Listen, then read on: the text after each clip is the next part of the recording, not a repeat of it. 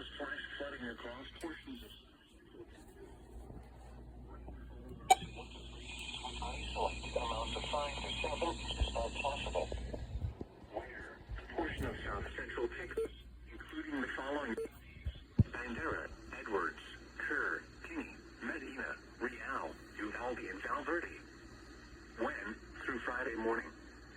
Impacts: excessive runoff may result in flooding of rivers, creeks, streams, and other low-lying and flood-prone locations. Creeks and streams may rise out of their banks. Additional details: a moist tropical air mass combined with a slow-moving storm system will bring rounds of scattered to widespread showers and storms with heavy rain rates possible. http://www.weather.gov/safety/flood.